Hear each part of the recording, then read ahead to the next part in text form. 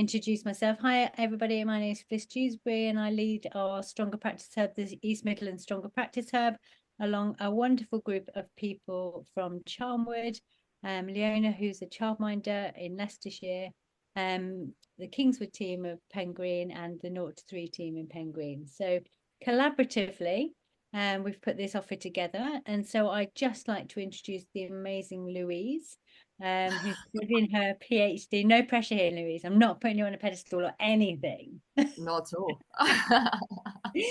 So I didn't know if you wanted to contextualize yourself and introduce tonight's session. Just so people know, please put on your cameras if you can put on your cameras, because it's beautiful to see people's faces rather than initials. And I will be monitoring the chat and monitoring the screen as well. So Louise, you don't have to worry about any of that. Amazing. Thank you so much. And it's lovely. It's lovely to be here. Thanks for that introduction, Fliss. I do feel slightly anxious after being put on that pedestal. Absolutely. So my name's Louise. On the screen, you will see a QR code for a Padlet. You may or may not have used those before. It's just basically a screen of ideas. And the question that comes up says, what's the best thing about working with 2-year-olds? So there are no right or wrong answers. I'd just love to collect some ideas, maybe for a discussion in a little while. But as Fliss said, my name is Louse Hannan. I'm currently studying a PhD. So yeah, Fliss also feels my pain there. Amazing journey, just a lot to do. And my background is I've been teaching early years lecturer on a degree programme down in Somerset. So for those of you that don't know, that's about 50 miles south of Bristol. I am originally from Bristol. This is where my accent comes from, which my students find hilarious. But yeah, so before I was teaching, I was an early years practitioner, team leader, and children's centre manager for about 13 years. And I started life with the most vulnerable 2-year-olds. So these were 2-year-olds at that time. It was about the year 2000, and these were children that were kind of put into daycare because it wasn't safe to be at home all day. And I'd come before that. That wasn't my first job in early years, or it wasn't my first job. I'd worked in play schemes, I'd done crash work, but usually with older children. So I imagine, I remember my first day. I was surrounded by 12 2-year-olds in this daycare unit. And they had varying needs, various developmental needs. And you remember thinking, it's crazy here. This is bedlam. This is absolute bedlam. I remember someone getting out tennis ball painting. And for those of you that don't know, that's just like a tray of paint with tennis balls in, and you roll it around, and then the children pick it up and splat them onto paper, right? If you've never done it, please do it. But somebody got that out and was doing it inside with 2-year-olds. Now, I don't know if you can imagine the bedlam that was. It was absolutely crazy. Anyway, so it was a baptism of fire working with these 2-year-olds. And I realized there was nothing wrong with those 2-year-olds. I had the wrong. I had this expectation that was very school-based. It was very, they should be doing this. And, you know, we're training them for school for this. And maybe they should be learning to write their name. And actually, they just needed to be 2. They're like blenders with no lids. And they absolutely just needed to be left to be. So that is my positionality, if you like. That's where I come from. I do work in academia now, but every time I research something, I'm really passionate about research for practice. So I do all these highbrow ideas, and I'll talk about some of those. But actually, what does that mean? That thing up there, what does that mean for you on the ground? That's what I'm really interested in. And in research, we call that praxeology, which just means the theory of practice. So if you're not currently researching something to inform your practice, please do. And when you find out about stuff, share it as wide as you can. That's one of my passions. So throughout this PowerPoint, you'll see that I've written things like into practice. What does this mean? All of those things. And that hopefully converts some of these ideas. Anyway, if we do have questions and comments, please do put them in the chat. I'm quite happy to be interrupted. Weirdly, because I'm sharing my screen, I cannot actually see anybody but my own Chrome tab. And if I click off of it, it means that then you'll see that other Chrome tab. So yeah, there's a lot going on. But hopefully It's been a long day for most of you. I really appreciate you joining in, and I hope you get some interesting points for reflection. So my first question for you is, are you weird? Right. So I'm just going to give you a minute just to think about whether you are weird or not. If we were in the room, I'd pounce on somebody and say, are you weird? You'd probably say, yeah, I'm a little bit strange. I'm a little bit wacky. I'm a little bit kooky. But when I talk about weird, what I actually mean is, are you Western, educated, industrialized, rich, and democratic? Now, being seen as weird is the default position for when we research childhood at all and when we place expectations onto 2-year-olds. So, for example, if you cast your mind back or think about a child development theorist, or if you've done any child development theory or psychology or any kind of philosophy, if you think about a theorist linked to that subject, you'll probably think about a white male. So, for example, Piaget, Brunner, Vygotsky, Bronfenbrenner, Bowlby, Bowlby, and there's nothing wrong with that. But when we study children, we have done it from a Western, educated, industrialized, rich, and democratic way. This means we have a very set way in which we think 2-year-olds should be developing, of what a 2-year-old is, of how 2 leads into 3, 3 leads into 4, 4 leads into school, and by that time you should be sat in rows and reading and writing. I'm not saying we all feel like this, but this is the kind of pressure that we do. My PhD supervisor says that a 2-year-old is not half of a 4-year-old. She also says a 2-year-old is like a blender with no lid, and I love that. I absolutely love that. And can we let them be 2? Just like when I was in that room and I was like, this is bedlam with my tennis ball painting. Can I take off my hat of control? Because in the West, we like to be very controlled, very civilized. This is me. I'm also weird, by the way.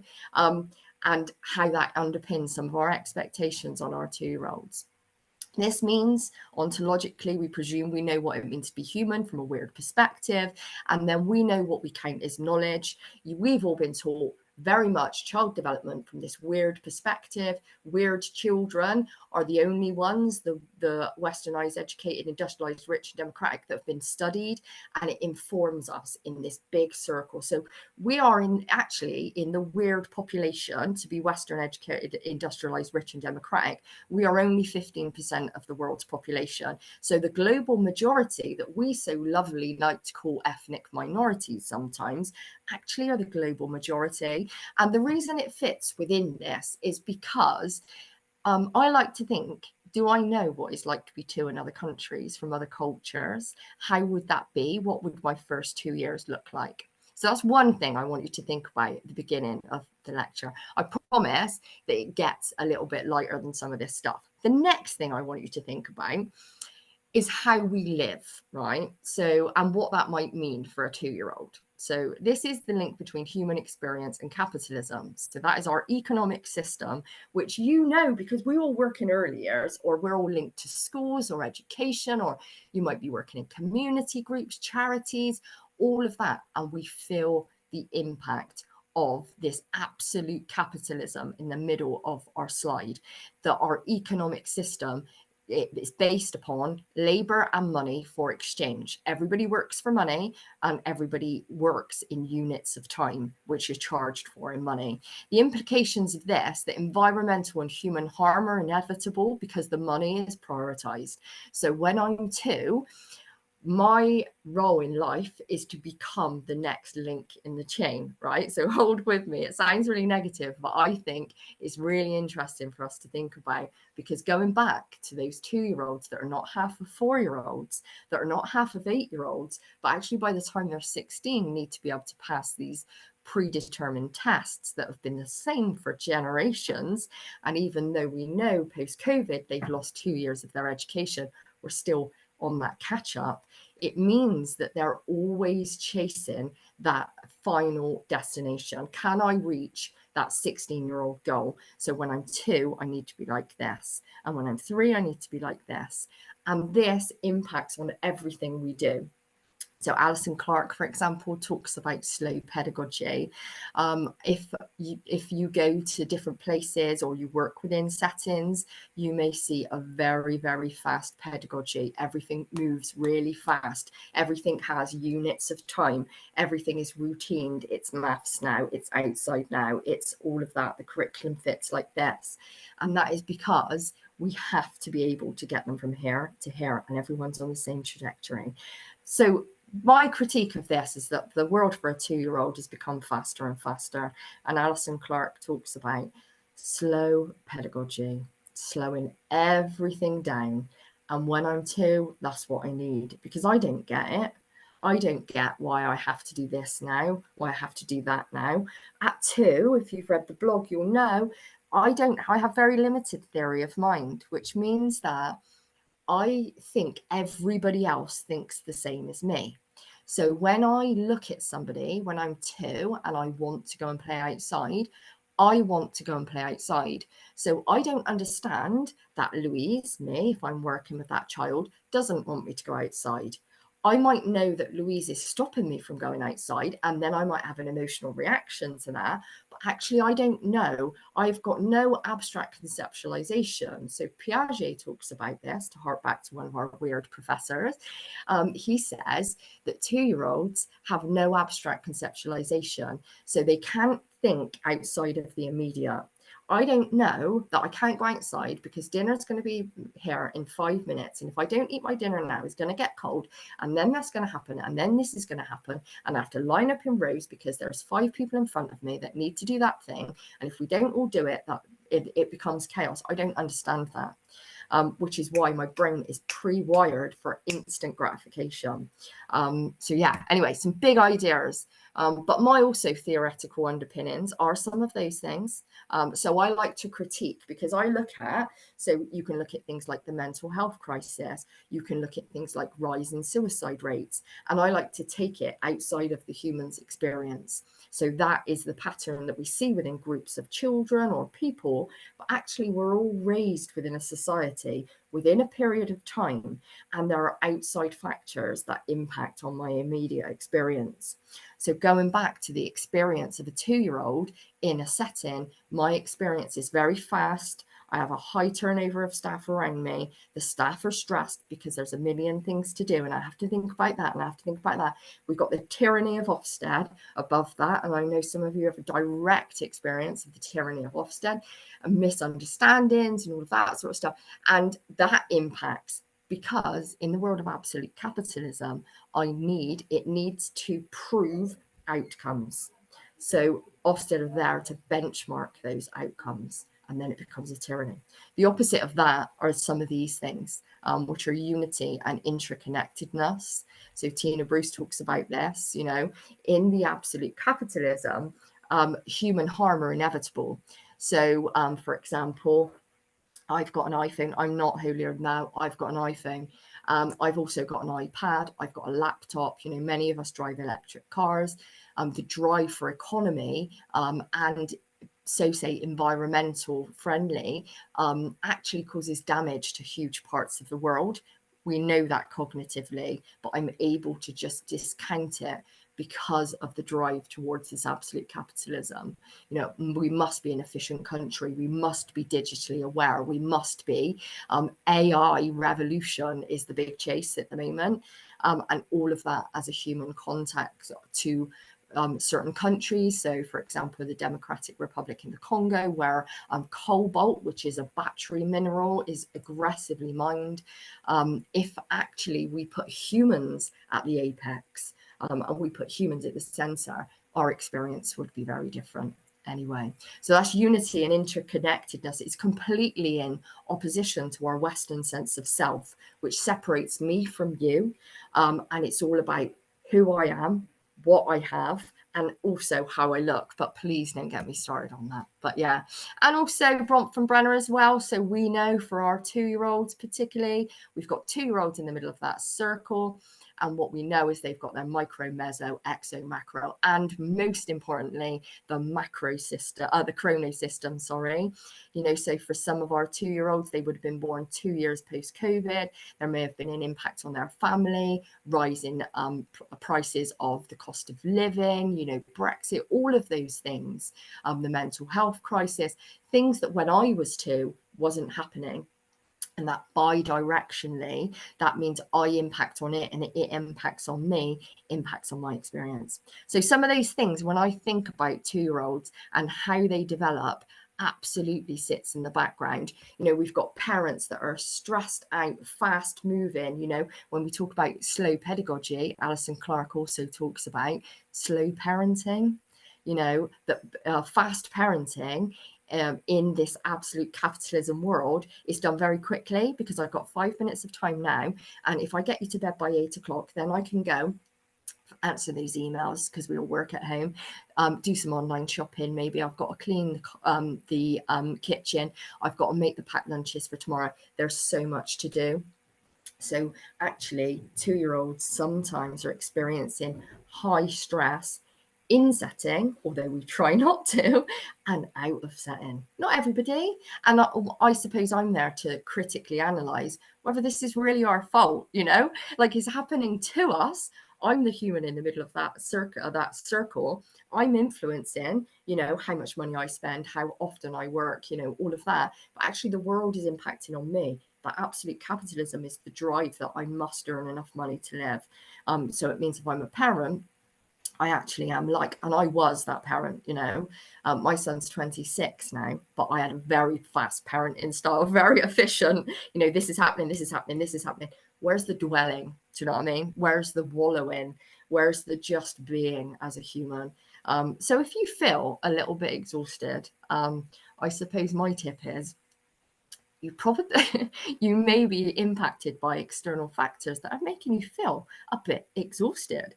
So in that system, all we can do is kind of try and survive, and critically analyze and reflect. What do these things mean for me? What does these things mean for my pedagogical style? Am I any of this? You know, like when children say, you say, all right, it's tidy up time now, or right, we're going in now, or this is happening now. They might have just found a ladybird outside and they're deeply looking at it. Look, look, look. And you're like, oh, yeah, I can see the ladybird, but you know what I mean? Like, we've got to tidy up because dinner's here now and there's 22 children sat at a table and you two are looking at that lady. There's no time to dwell. And how can we facilitate some of those learnings and some of those things? Anyway, interesting thing. Also, as well, Shonkoff talks about basic development, so is impacted by the biology, ecology, and development as well. And this is the basic pediatrics. And a lot of us that have done early years training will talk about ecology and human development, but actually we don't get to know some of the biological things that are happening for people. And I'd like to talk about some of those as well. But yeah. So some of the things we do. Anyway, what does this mean into practice? Basically, what I'm saying, all of that stuff means that no children are ever the same. Even when, and this is really difficult for some of us to get our head around, it took me a while, even when they're born into the same household or the same family, or even when they're twins. So, you know, because every child has its own unique interaction. So it means when we meet them at 2, we might meet one 2-year-old from a household, and then the next one's like, what happened to you? You know, like you're like a firecracker. I am also convinced, I have no research for this, so please take it with a pinch of salt, that children are born with their own energy. So some of you will be nodding at the screen. I only had one child, but I do have 2 stepchildren, very different, obviously. And I think they're born with their own little energy inside of them. Anyway, but Western perspectives influence our opinion on what children should be doing, what childhood should be, and what childhood should not be, and what the daycare and parents should be. So, for example, in the West, a high proportion of our children are in daycare. In other kind of settings, that might not be the case. What we see daycare as, what a 2-year-old's supposed to be doing when schooling starts, all of those things are hugely unique. Anyway, so there are other ways to live around the globe. And if you do get a chance to investigate any of those, please do. Different cultures will bi-directionally influence the child and their relationships. When we think about the Western concept of self is a very separate expectations for families. So for example, you know, parents have their own house. Typically you have one generation living in one house, and then you'll have another generation living maybe down the road or whatever, but actually you won't have multi-generational households. People might know their neighbors, they might not. And that way of living, when we look at interconnectedness and unity from the previous slide, actually is quite a strange way to live. So it means if I'm two, my experience of the world is directly influenced by my household. And if anything goes wrong in that household, I've not got this big community that raises me. I don't have aunts and uncles. Maybe I do. I don't know. But it's can be very unique. And I remember seeing that in a lot of families, that 2-year-olds are experiencing this almost single point of failure, because they may have one parent, may have two parents, may have an extended family. But if I've only got one parent, or I've only got two parents and there's no extended family, if anything happens, I really need, don't I, somebody to kind of step up and help me. And as we've seen, you know, the move away from children's centres, that support has become less and less, and it's more and more challenging, isn't it? Anyway, so I'm going to go on here, and I really hope some people have put some stuff. Yeah, absolutely. I'm also, if someone could just yell whether you can now see my Padlet wall. Yes, we can, Louise. Amazing, fabulous, thank you so much. So yeah, some of the things you've talked about working with 2-year-olds, their appetite for risk and adventure, the fun, drama and innocence they give, absolutely, and no 2 days are the same. I love that. I absolutely love that. And that was one of the best things I liked about working with 2-year-olds. We can't see all the answers though, Louise. We can just see a blank Padlet. Oh, can you? With your text at the top. Sorry. Let me see if I can play this for you. Oh, don't know what it's doing now. Can you see that now? Where it says no 2 days are the same. No, it just says what is the best thing about 2-year-olds. Oh, I am sorry. My IT skills have failed me a little bit there. It could be mine. So we shall go back to this. Go on. It could just be no, it's probably mine, because I think I need to present it to you. I can't see it too. No, other people can't see it either. Sorry, Louise. Cool. That's all right, no worries. We'll have to ad hoc that bit. Let's pretend like that was supposed to happen, shall we? Absolutely. This is what I usually do, just laugh and get on with it, and make a joke of it. But yeah, absolutely, some of those things you're talking about, how unique they are, their excitement, their constant energy. You know, I've still got things now that I laugh about 2-year-olds that happened years and years and years ago. And I'm talking, you know, 20 years ago, working with these children that absolutely just, you know, break you down into tears. And that ability to be able to connect with them and their uniqueness is definitely what I like about working with them, one of the ways. Anyway, we've come here to talk a little bit about neuroscience in the brain, and particularly 2-year-olds as well. So for those of you that studied neuroscience in the past, it's a posh word, but it just means the study of the brain. And about 20 years ago, around about the year 2000, we had the year of the brain. And before that, people say neuroscience is contemporary. I heard someone call it contemporary the other day. And I was like, it's not contemporary. It's like 24 years old. So when we talk about some of those Western perspectives of child development, you know, your Bowlby, your Piaget, your Bruner, I'm not suggesting that we just throw them out and stop thinking about them. But actually what we know from that field of biology, there are lots of different things that are happening that we know now. You know, Bowlby, love him, he was post-war, so we're talking about 1940, 1950. In fact, for those of you that don't know, he did his study on evacuees from the war, and they're returning home and then being separated. So ethically, a complete minefield, but some real great stuff that came out of that. But since then, you know, we know a little bit more about child development. Some of you may talk about things like nature, nurture. Well, we know things like now epigenetics. So we have our genetic chain, and our environment literally will come and switch and turn things off and make things happen in our brain. And I'm sure you've all seen that picture of the neglected child's brain and the brain of the child that's been stimulated, and how much bigger it is and how many more connections they are. And despite governmental policy at the moment, we actually know that what we do is more than just childcare. We are educating them for later life and the impacts that that has. And I don't know if you saw in the news recently, they were talking about the children from the Sure Start generation have been sitting exams and they did better than their peers because of all of that stuff that we were doing, and working with our parents and all that. But yeah, so at the beginning of the 21st century, neuroscience became part of our field of thought. And we now know that the brain develops in conjunction to the environment around it. And they also need things like sleep and rest to make these connections in their brain. We also know as well, don't we? There's a lot happening in childhood at the moment, that some of us are a little bit just suspicious of. You know, like what impact will that have on our childhoods in the future? So, for example, diet, exercise, digital tech, the AI revolution. What is going to happen? It's like an exciting storm of potential. Is really interesting. And all of that will reshape children's brains through their experiences.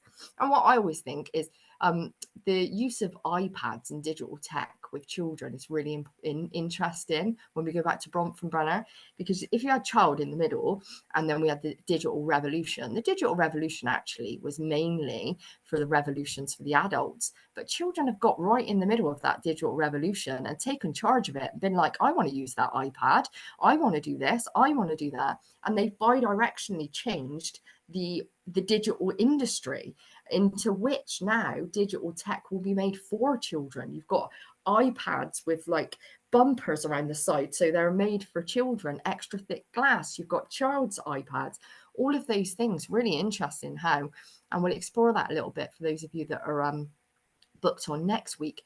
Choice and efficacy and power and control. You know, throughout childhood and throughout history, children have had a really bad rap. But sometimes they've also been incredibly powerful. Yeah, so interesting. But you've probably seen these sorts of things before. Each of us are born with 100 billion brain cells. That's not actually what makes you intelligent. What makes you intelligent is the connections between those and the speed in which messages can be passed. So that can be around how many times you've had an interaction, but also to do with your health and genetic components as well. Brain continues to develop until they're 25 years old. So I did a presentation recently about how teenagers, so 16, 17 and 18-year-olds, are basically like grown-up 2-year-olds. So I'll give you an example. I work in a FE college, but I also work with adults. And our 16, 17 and 18-year-olds, morally, they know it's wrong to do certain things, whereas 2-year-olds, they haven't developed the morality through experience. So, for example, our 16-year-olds will get outside the door and right outside the door of college and start vaping. If I stop that 16-year-old and say, do you know that you're not allowed to vape there? They'll be like, yeah. Well, they might lie to me actually, because impulsive, they want to think like bat that down the road. But they morally know, cognitively, I know I'm not allowed to smoke or vape there. I've been told enough, and you know, but the instant gratification from meeting my need in this moment, that is your prefrontal cortex. Impulsivity, risk taking and instant gratification is in that frontal lobe of your brain, and that is the last part to fuse when you're 25 years old. So if you're in this webinar and you're under the age of 25, it's not an exact science, because somebody said to me 30 the other day, you may find yourself being more impulsive than the next. And if you talk to a teenager and they get you know, impulsive, or they're risk taking, or they don't make sense. It's because they're like 2-year-olds with morality. So don't argue with 2-year-olds, and we don't argue with teenagers. But yeah, but also that self-regulation. So our brain develops from the back forward. And at 2-year-old, I'm somewhere in my mammalian brain, I'm beginning to understand that there are other people in this world and they have needs. I've been able to recognize humans for a long time. Since I've been a baby, I've been tracking humans with my eyes. I'm able to do this social mirroring. In fact, it's absolutely imperative from birth that I'm able to attune with a human, because if I don't, I'm actually gonna not survive. So that's why we can eye gaze. That's why we can social mirror from a really young age. That's also why we can we have our reflexes. It's basically so I can stay alive in this crazy world as a very vulnerable baby. And then as I get older, this becomes more mature. So around about 2, I need to start cooperating, and my brain begins to be able to not only mirror others, but begin to understand that how I feel might not be how you feel. It's in its very early stages, and that's called theory of mind. I understand that somebody else has his own theory. Yeah. There's also the whole stuff around emotional consciousness. So how do we develop emotions? When we talk about self-regulation in the brain, it's actually a really complex situation involving many lobes of the brain. We do call them the executive functioning. So when I'm regulating, because 16-year-olds, like I said, they're like 2-year-olds with morality, they also don't have a lot of self-regulation. And it's all around goal setting. So I want something and I can deploy a strategy to get there sophisticatedly over time. So if things happen, so a 2-year-old will set the goal, for example, of having that toy. I look at it, I want it. I've got nothing in between that I look at it and I want it, my goal setting, to be able to go, right, okay, so at the moment, my friend has it. So maybe I need to go over and ask, or I need to go and get an adult, or I need to go and wait. That a 2-year-old doesn't have that. They're like, oh, toy, and they'll just bound through everybody. They may or may not have learned to comply. So people say when 2-year-olds, well, they can share. Yeah, they can. And they can demonstrate empathy as well. But a lot of that is through mirroring. It's not actually real empathy. And they may learn to comply so they can wait, but actually is just compliance rather than understanding those abstract conceptualizations as to why they have to wait. So for those of you that don't know, one of my specialisms is emotional development. In fact, my PhD is in what is the emotional environment of 2-year-old daycare. So the process of how you form an emotion is that your sensory awareness becomes aware of something. And then your thymus or your amygdala does some unconscious evaluation. So this is happening all of the time.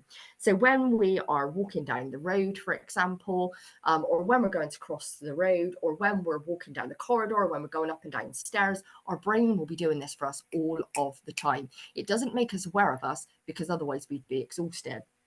And then, so we've become aware of something, we've done some conscious evaluation of it. Do I need to react? Do I not? No, there's people over there, but I can shut them out. I don't need to be worried about them. But before I do that, I might do some further cues. So this is another part of my brain that gets involved, starts making, decisions. Is that a risk? Is it really a risk? Then the most interesting thing happens, and it includes our mirror neurons. So for those of you that don't know, a mirror neuron is brain cells that are pre-programmed to mirror the behavior of everybody else for human survival. So for example, again, if you've read the blog, you might know this already. Mirror neurons will make you do things like, when your friend cries, like comes over, or like, does something and they're really upset and you want to cry too, or like something happens on TV and they're crying and you're like, oh my God, it's not even happening to you, or someone yawns and then you yawn, you're like, I'm not even tired. Or someone laughs and you laugh, or someone's really angry and you like, oh God, like those mood hoovers that we meet in life, right? And that's because your brain is actually pre-programmed to copy. So for 2-year-olds, if they're a 2-year-old in the environment, when all those funny things used to happen. And I remember I came in from work one day. I came to work, and I used to do the 10 till 6 shift in the childcare centre when I was a practitioner. And so everybody had been at work for 2 hours before I got there. And I used to walk in some days and I'd be like, wow, what is going on in this environment? It is stressed crazy in here. And sometimes I'd arrive for work and I'd be like, oh, I've got a headache. Oh, and this particular day, I'd come to work, and I was in a bit of a mood, to be fair. And I walked in trying to be happy, you know, sat down next to a child, and they went to me, Louise. And I was like, what? They went, Louise. And I was like, what? And they went, I got Johnny Depp in my pocket. And it was like, it was the Captain Sparrow from, oh my Lord. And I just laughed and laughed and laughed. And do you know what? I didn't, when that interaction happened, I actually felt quite sad and quite stressed out. But the mirror neurons in my brain reacted to that emotional, we call it emotional contagion. Children and each other, we literally infect each other with each other's moods. So the cue there is, be careful what mood we're projecting, and also be wary of our stress levels when we've had a stressful day. You know, you also see mirror neurons in what I call crying dominoes, which is if you've been in the baby room, you've got babies, one of them's fine, the other one cries. There's nothing wrong with the first one, but that baby cries because it's doing this. It's going like, literally everyone else is crying, I need to be crying. And then it comes the hippocampus. So the hippocampus is like a memory bank. So for the baby that cries because their other friend is crying, if they had memory bank in their moral reasoning, they'd be able to say, it's okay, that baby's crying, I don't need to cry. So at 2 years old, we don't have those experiences. You know, someone snatches my toy. I don't know how to deal with it. The only thing I can do is maybe hit out, because that might have got me success before. But actually, my hippocampus and my amygdala and all of that unconscious evaluation will inform my decision making. And all of this is happening for you. If you've got a fully developed brain, you'll go through every stage of that. If you don't, you'll stay in the earlier stages of that, and your brain will just react. The key message here from me is that emotions are different than behaviors. And I know you all know that because you've probably been on emotion coaching, but actually the way a child behaves will be informed by all of that unconscious evaluation, which is great, isn't it? If they've had, you know, really supportive, really responsive adults who have been really great with the mirror neurons, and, you know, like they're stable emotionally and otherwise. And actually when traumatic events happen, there are, you know, because we all go through periods of trauma, but actually they're short periods of trauma, and then we get over them, which means the cortisol in the brain is recoverable. And then if I have rupture relationships with my parents, so perhaps I'm a 2-year-old and my parent is really stressed out one day, and there's a rupture in attachment, actually that's repaired for me really quickly.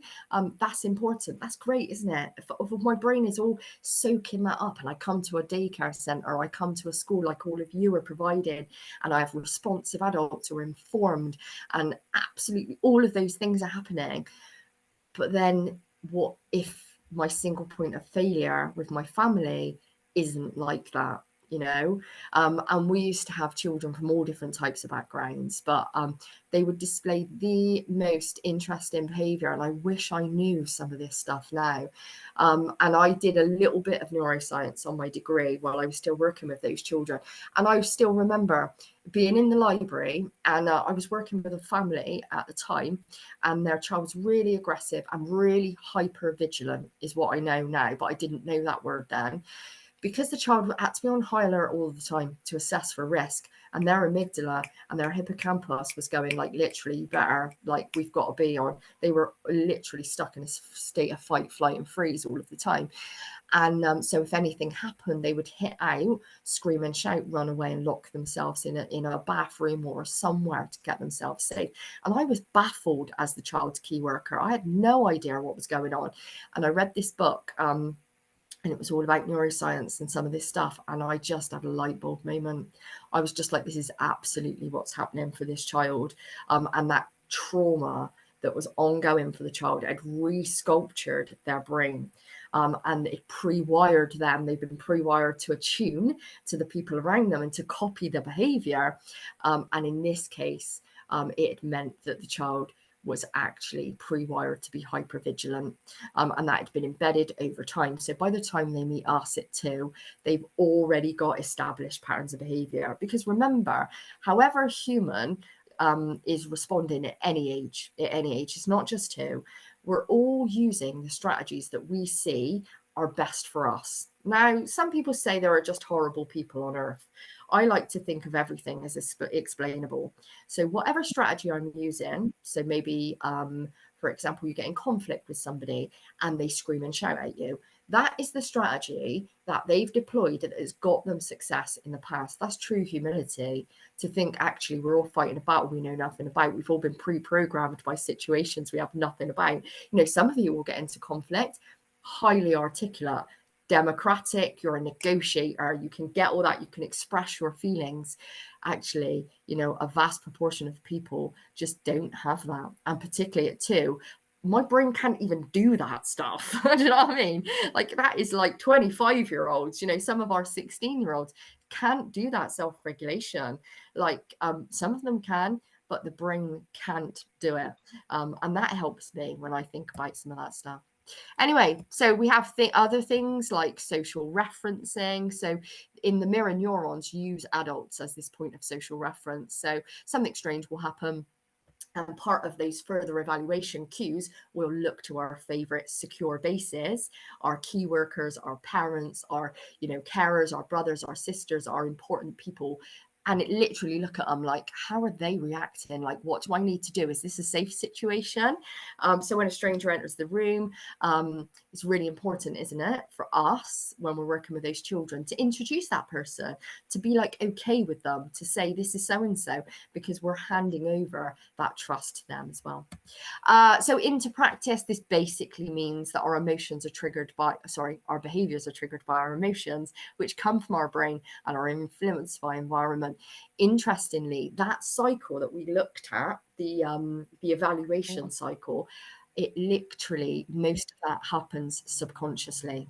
So we have no idea as to that is happening all of the time. And any of you that will have repetitive behavior, or you'll see repetitive behavior in others, and you think, why do they keep doing that? It's because it's happening unconsciously all of the time. So actually what we need to do is be consciously coached through that behavior to be able to change it. A behavior and emotion are different things, but linked. So can we label and treat them differently? You know, so there is no bad behavior, there is just emotions. And what my study looks at the theory of preferred emotions. And we kind of got preferred emotions, haven't we, as adults? And then we project these onto children. It's not our fault. It's just, you know, crying for most of us is a bit, you know, I wouldn't say embarrassing, but, you know, I certainly, when I've cried, I felt embarrassed in my life. So I know if I'm in, you know, I wouldn't cry at work and then, you know, cry openly in front of the children. I wouldn't openly get angry in front of the children. You know, we suppress all of that. And actually, what do they learn? They learn that, you know, it's okay to be happy. It's okay to be kind of moderate. But if I'm, you know, if I'm one of those children that's grown up in the environment where my behavior is really severe, that's not okay. And maybe I feel like I'm not okay. So yeah, some really interesting theories around that. And they're genetically and environmentally influenced. So we definitely don't have time to talk about it now. But I did some research into psychopaths because I'm crazy, obviously, and I need something else to do. And pre-wiring genetic components of antisocial personality disorder. And people with antisocial personality disorder, 1% of those will be psychopaths. And how the brain works there. And they have no ability to change. Anyway, I've just got into it, I'm aware, so I'm going to skip on. Epigenetics, so we mentioned this earlier, definitely impacts on our 2-year-old's environmental chains. In fact, through history, we've kind of felt that a lot of things have been genetically predetermined. So things like intelligence, and we can't change it. we actually know now through epigenetics, the environment and genetics, we might be pre-wired to have antisocial personality disorder or some genetic disorders, but our environment comes and literally switches or like activates that part of our DNA chain. And for children as well, this whole emotions side of things, what they actually need when I'm learning how to regulate my own emotions and people are around me, I need to be either completely regulated by somebody else or I need to be co-regulated. So the person who's co-regulating me, it's okay to talk about co-regulation. I love that theory and it is included in this PowerPoint, but that person who's co-regulating me needs to be able to mentalize what I need. And we do this through a process called reflective functioning.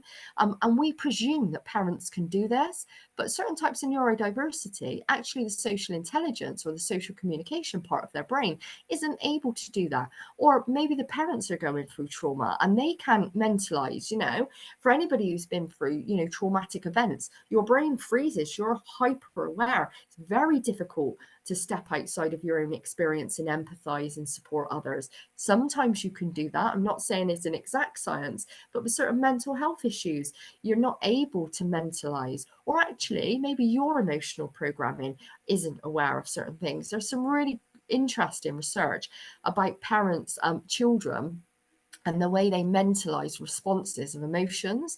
So the way that children with parents with mental health issues, so depression, anxiety, or high-end other psychotic disorders, actually how they don't learn to, or how they do learn to mentalize. So if you live in an environment, not just with mental health and depression, but also where you've got a volatile parent that maybe is inconsistently responsive or maybe a little bit angry some of the time, prone to aggressive outbursts, you're more likely to see a neutral face as an angry face. You'll understand a happy face and you'll understand an angry face, but you're more likely to see a neutral face as an angry face because all of that emotional evaluation that our brain is doing is actually there to evaluate and to keep us alive. So Darwin would tell us only the most suspicious survive. And this is what our brains are doing. It is looking for risk everywhere and it is evaluating that stuff. So yeah, sometimes parents and us, we can't reflectively function or we mentalize the wrong thing. We're only human. Some really interesting. Then we've got containment as a theory. And containment is the process of pouring your emotions into someone. So we've got the co-regulation. I'm helping you with your regulation, but actually there's that other thing, and I'm sure you've done some of this in the very recent times. You literally are the container that contains this young person or this child or this 2-year-old or even a staff member, a peer, a family, a child. One of those, you've just contained them. And we can't fix the solution, but we can hold and contain, we can hold space. I'm just going to sit here while you calm down, or I'm just going to sit here, where I am, if you need me, while they're kicking and screaming and doing whatever. I can see you're angry, but I'm just going to sit here and just either hold you or maybe not, that container. Really tough work. And going back to society being quite fast paced and quite under pressure, it's really quite difficult, some of this stuff. I am aware that I didn't start with a disclaimer at the beginning, which I am the person that makes 50 slides for a PowerPoint that's only an hour long or 45 minutes, which I was thinking. So we won't have time for half of the stuff that I've put in here.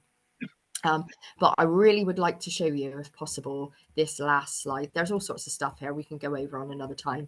But I wanted to show you this one. So going back to our child who lives in a hostile environment, maybe the child that I was talking about, you might have your own child in your own head, key person or a child living in a hostile environment. They're with childhood trauma in it, either continuously or short bursts, but it's persistent enough to make the brain adapt in terms of how I evaluate what my hippocampus stores, how I pre-wire for all of that stuff.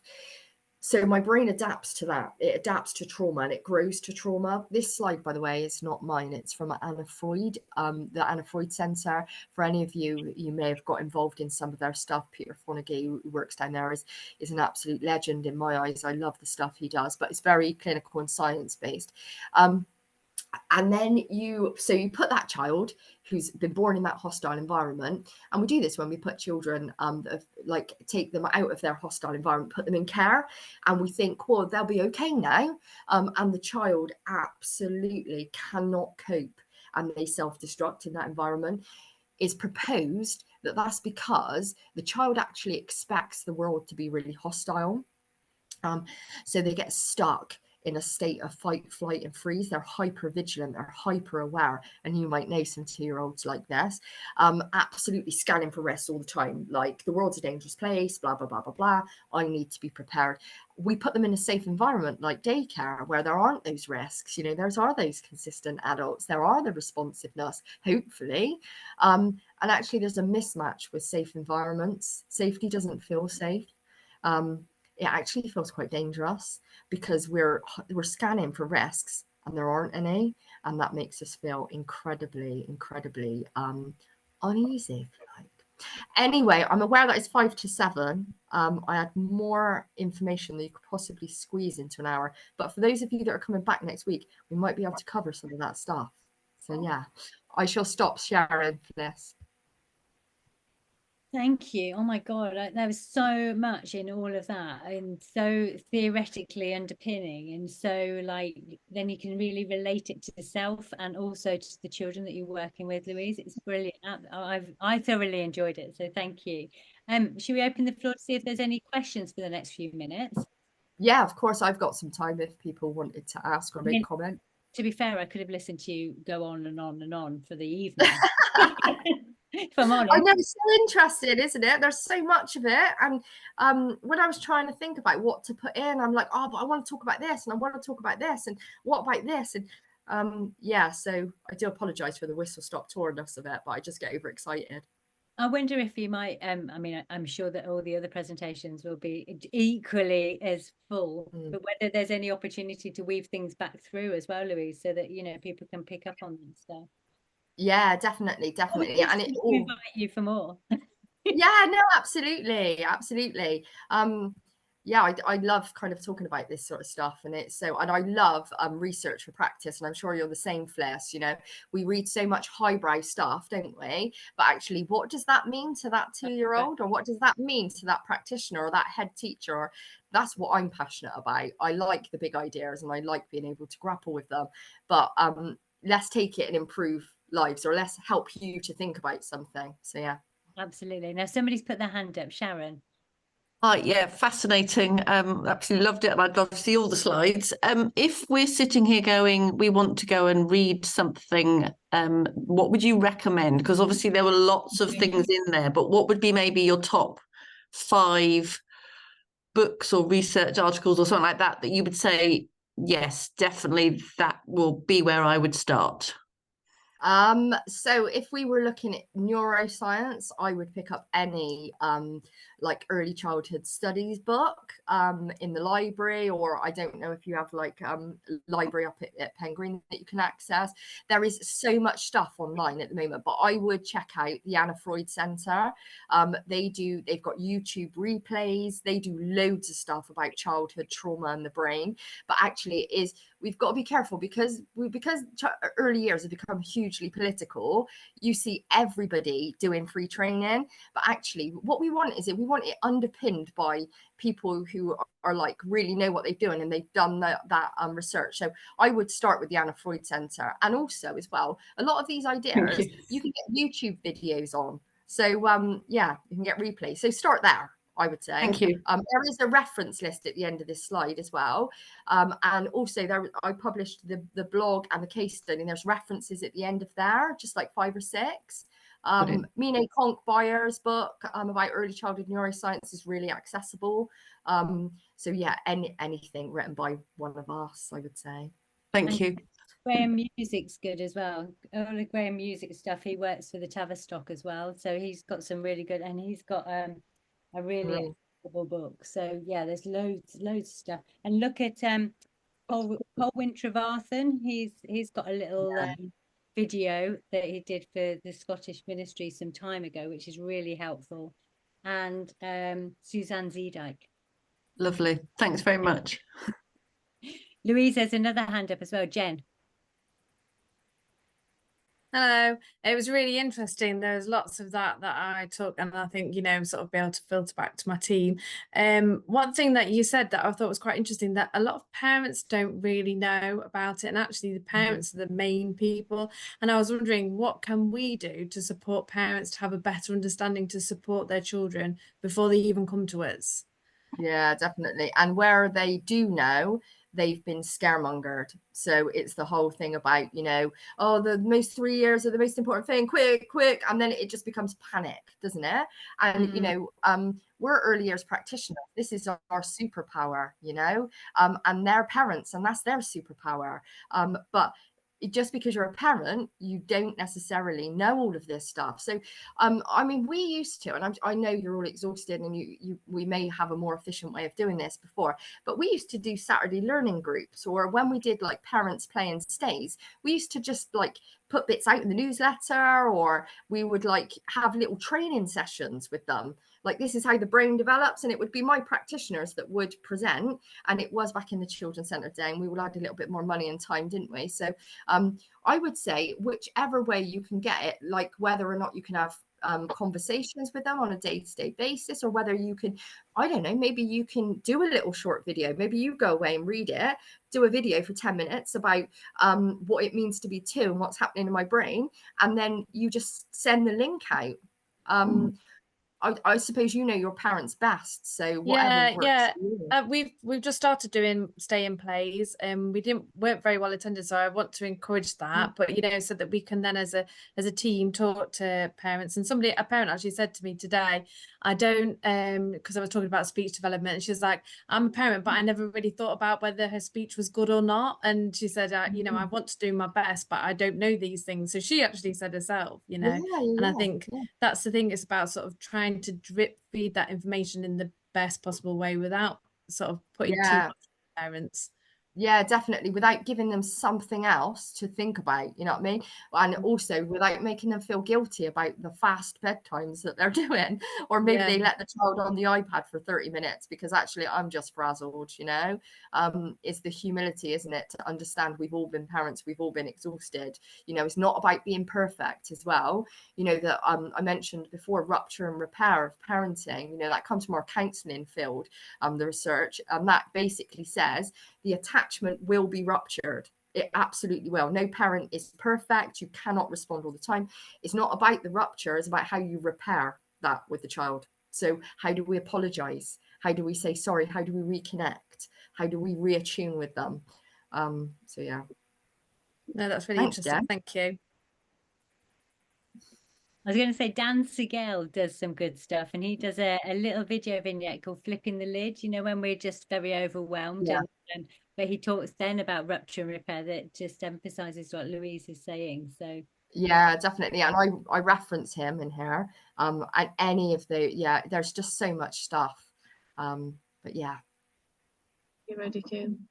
I'll see you. Okay, I think it's just gone 7. So if everybody's okay to let Louise go begrudgingly, because I could just I want to live in your head at the moment, I have to say. But just thank you so much, Louise. We have got another session with Louise next week, exactly the same time, 6 till 7. So please do join us. But again, I think you could re-watch all of this, Louise, and just be fascinated. So thank you so much. Brilliant.